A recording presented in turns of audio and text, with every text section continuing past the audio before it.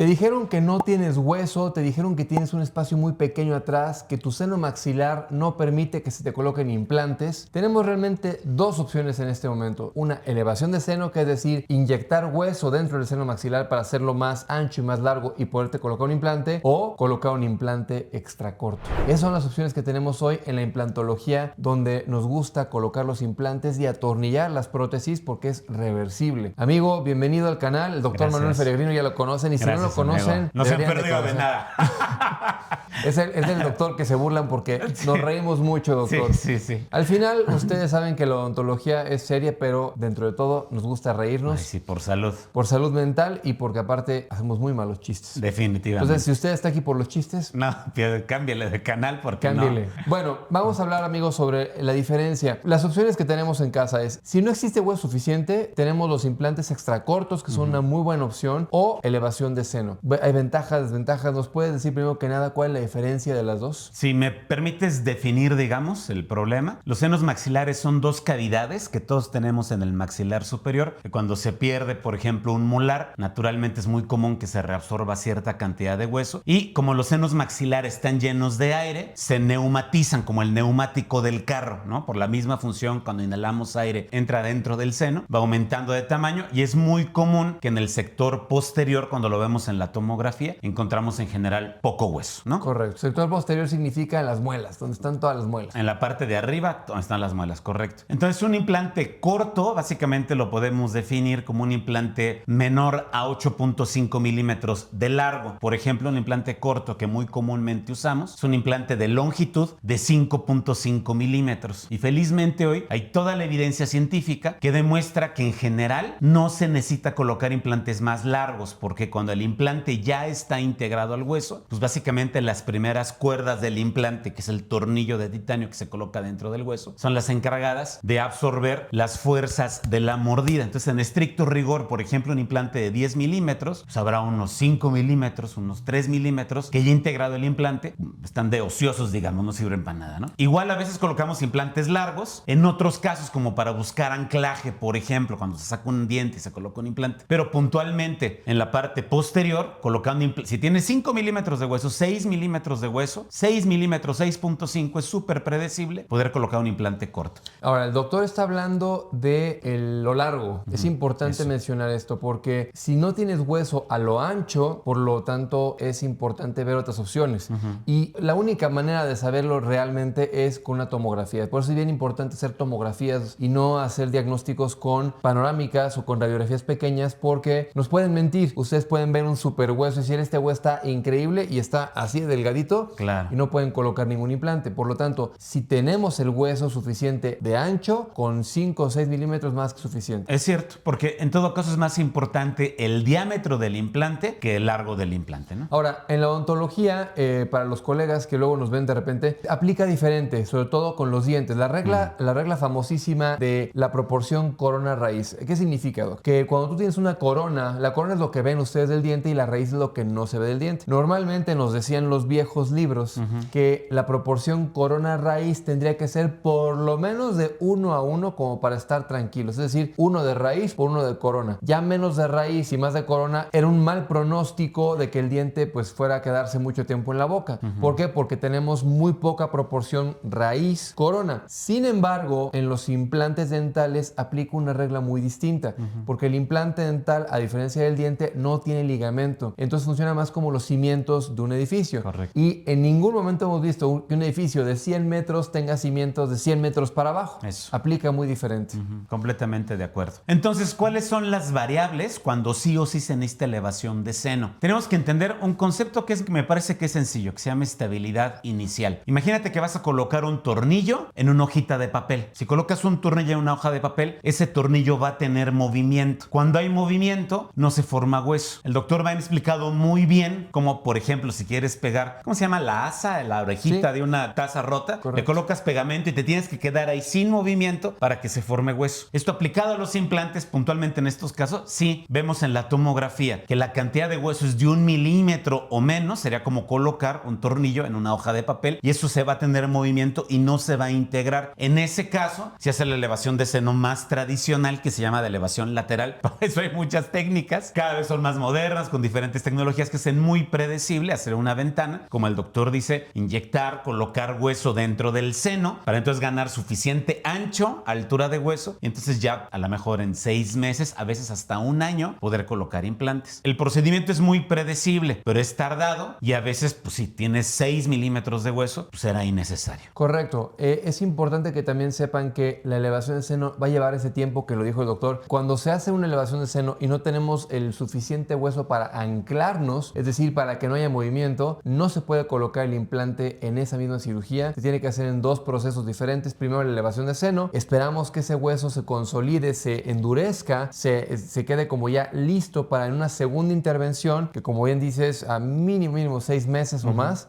se puede colocar el implante y ya después colocamos el diente. Ahora, Doc, ¿cuándo sí se puede usar un implante inmediatamente? Es decir, ¿cuándo podemos colocar un implante, por supuesto extra corto, en la misma cirugía y cuándo tenemos que a fuerza esperar? ¿Cuáles son las medidas que tiene que tener el seno de ancho, de largo, todo para poder hacer esa consideración? Regresaríamos más o menos al mismo criterio de la estabilidad inicial. Si la hojita de papel no es suficiente, a ese me logro dar a entender, a lo mejor una maderita de 3 milímetros sí es suficiente para colocar un tornillo y que no tenga movimiento. Ese es promedio, más o menos, la cantidad de hueso que se necesita medir en una tomografía para entonces poder colocar el implante y elevar el seno maxilar lo que falte para lograr esa longitud de 5.5, 6 milímetros en total en la tomografía. Eso se llama elevación de seno transcrestal, que es básicamente a través de la cresta ósea, que es digamos el reborde de lo que tiene el hueso. Hacemos un agujerito, hay muchos sistemas para elevar la membrana de Schneider, que es una membrana que cubre el seno. Se coloca por lo general un injerto de hueso y entonces se coloca el injerto de hueso y el plasma al mismo tiempo, ¿no? Naturalmente, pues igual se aumentan los tiempos de integración del implante, pongamos unos 4 meses y repito, como bien dijo el doctor Vaina, será importante ver las dimensiones y que iba a ser muy importante el ancho del hueso, pero más o menos 3 milímetros. Habrá que ver también la densidad del hueso. A veces nos atrevemos con 2 milímetros, pero que el hueso se ve denso, se ve blanquito en la tomografía, significa que es un hueso durito, perfecto. Si por algo tuviéramos un hueso que se ve muy oscuro en la tomografía, que tiende a ser más esponjoso, pues hay probablemente 3 milímetros, 4 milímetros. Es muy que tener mucho cuidado de poner una regla. Cada ser humano es diferente y habrá que ver la indicación puntual para cada paciente, ¿no? La única regla que tenemos nosotros es no colocamos implantes si no tenemos tomografía. Y eso es importante que se entienda, porque la misma radiografía, si tú la inclinas de una manera diferente, te puede dar mayor distancia o menor distancia, porque pues, el rayo pega acá y si tú haces esto, se ve como si fuera más largo el hueso, se distorsiona. Correcto. Entonces no hay manera real de con una panorámica, que esas son las que normalmente mandan, o con una radiografía, poder medir eso. Si ustedes quieren aplicar esta técnica, sí o sí, al menos nuestra regla es con tomografía para estar 100% seguros, no nada más de qué tanto hueso hay, sino también, como dijo el doctor, la densidad, porque en la tomografía podemos medir densidades. Y no es lo mismo una maderita de 2 milímetros, pero que sea una madera durísima, a un triple todo aguadito de 3, 4 milímetros donde tu tornillo se va a barrer, ¿no? Entonces tiene sentido y hay que hacer esas reglas. Ahora, seguramente saldrán las preguntas del video, ¿y qué hay de los implantes monofásicos? Y justo ayer tuvimos un caso interesante de eso. El implante monofásico normalmente te prometen que no se requiere de hueso. Te dicen no hay que poner, no es necesario colocar hueso. Si no tienes hueso es una muy buena opción. Doctor, cuando no hay hueso para colocar un implante por el seno maxilar, pues tampoco hay hueso para colocar un implante monofásico. ¿Estás de acuerdo? A menos de que se atraviese el seno maxilar con el implante y se anclen en otras partes. Correcto. ¿Qué ventajas y qué desventajas le ves a esta técnica? Sí, la verdad es que todo tiene que ir dirigido con sentido común. ¿A dónde voy con esto? Que no hay una técnica mágica que lo pueda resolverlo todo. Cada cosa tiene su indicación. Si hablamos de implantes que atraviesan el seno, pues serían los implantes cigomáticos, que son implantes súper largos que atraviesan el seno maxilar de lado a lado, tienen suficiente evidencia científica y se anclan justamente en estos huesos que son los malares o los cigomáticos y están muy fundamentados. Tristemente, tanto los cigomáticos como los monofásicos, sobre todo los cigomáticos, tienen muy poca reversibilidad, porque no es lo mismo, por ejemplo, que un implante fracase de 5 milímetros, que el agujerito está súper chiquito chiquito y que va a ser más o menos más fácil la regeneración, a una comunicación al seno maxilar, que es una complicación mucho más difícil de resolverla, de un implante de mucho más largo, que queda un defecto mucho más largo. Entonces, por lo general son indicaciones que son muy reducidas y que pues prácticamente no forman parte del menú, porque si el sentido común nos dice que con implantes cortos lo podemos solucionar de manera predecible, tendremos que tener un caso muy orillado para la aplicación de un implante cigomático, ¿no? Particularmente los monofásicos, como ya le hemos hablado, pues no nos gustan, nos limitan mucho, inclusive para la rehabilitación. Ya hemos conversado que tiene que ir cementado. Entonces, la reversibilidad, que es el acto de quitar la prótesis, poder limpiar, ver cómo está o inclusive quitar el implante, pues la verdad es que nos complica, ¿no? Ayer lo veíamos,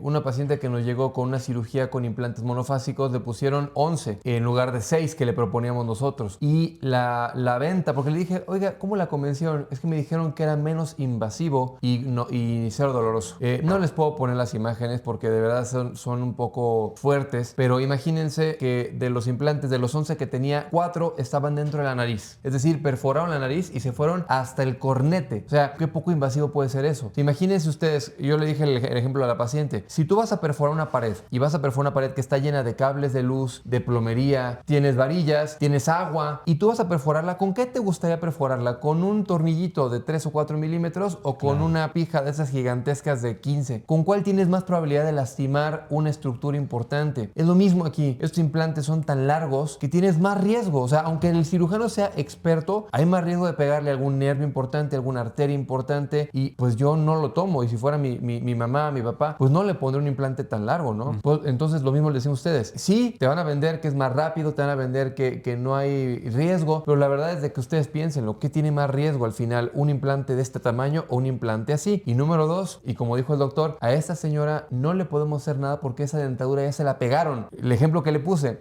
¿cuál es la diferencia? Tú pones una televisión en la pared, pero la atornillas. Si se descompone la televisión, ¿qué haces? Quitas 4 tornillos y te la traes. Pero imagínate que está pegada con el cemento, así a la pared. Sí. Y no la puedes quitar, la tienes que romper para quitarla. Lo mismo con esas dentaduras de las monofásicos. Van pegadas. A esa señora le quedó muy mal su mordida, quiere que la cambien, entonces le dijeron, no se puede cambiar, se tiene que romper. No hay reversibilidad. Claro. Entonces, esta técnica de elevación de seno sí sonará hoy esperar 1 año o 6 meses, pero amigos, estamos buscando la mínima invasión y la reversibilidad en sus casos, y eso nos debería dejar tranquilos. ¿Por qué? Porque ahí les va otra historia bien interesante. Teníamos una vez un paciente nuestro que traía un dolor horrible en un implante que le colocamos. Estaba perfecto el implante, le hacemos una radiografía, todo perfecto, el implante injertado perfectamente bien, su hueso. Dices, ¿qué está pasando? Literalmente, no miento, 5 minutos, quitamos el taponcito de arriba, le desatornillamos el implante, pum, quitamos, y un cabellito.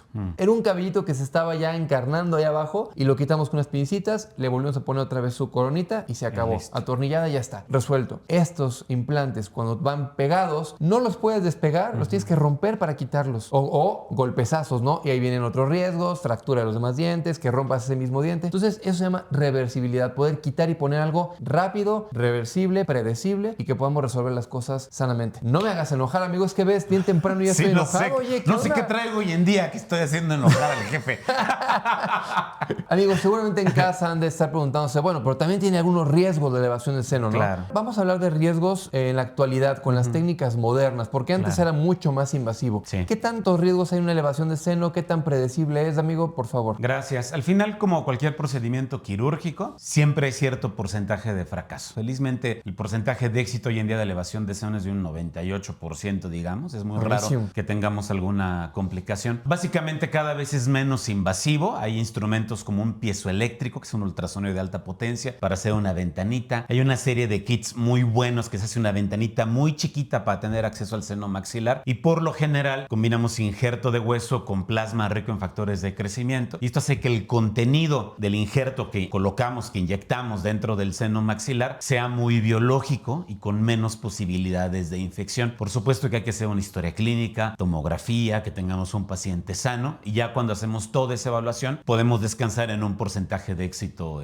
alto, ¿no? Entonces, pues es un procedimiento predecible, súper fundamentado, tiene toda la evidencia científica de literatura que quieran, pues, ¿no? No es algo que estemos inventando el hilo negro, que haya sido una ocurrencia o una técnica de nosotros. Felizmente no, que somos clínicos, que hacemos odontología basada en evidencia, pues, ¿no? La creatividad está muy padre en otras zonas, pero aquí no nos ponemos creativos, hacemos odontología que tiene un fundamento científico. En la cual se han colocado miles y miles de implantes con esa misma técnica y se ha demostrado que funciona. Bien importante lo que dijo el doctor, pacientes sanos, porque muchas veces vemos al paciente que nos llega y es que mi tía se colocó implantes y fracasaron y dijo que no sirven, ¿no? Y habrá que ver la tía cómo estaba en salud. Nosotros hacemos exámenes de sangre, de hecho ya tenemos un video donde mencionamos cuáles son los exámenes de sangre que hacemos y por qué los hacemos. Lo vamos a dejar por acá ese video. Y es muy importante que sepan, un paciente que no está sano aumenta muchísimo la probabilidad de fracaso o de rechazo, como le llaman, ¿no? Entonces no quiere decir que el implante no funcionó, que el injerto de hueso no funcionó, quiere decir que el paciente no era apto para esa cirugía en ese momento y por eso se dan medicamentos después con un médico, por supuesto, que lo que lleve el caso para que el paciente esté sano y en el momento de la cirugía tengamos mayor predictibilidad. Así es. Muy bien, amigos, pues espero que les haya gustado. Si tienen alguna duda, la vamos a dejar. No es cierto, los dos no se dejan acá. Nunca aparece ahí, Nunca, acá en los comentarios, por favor.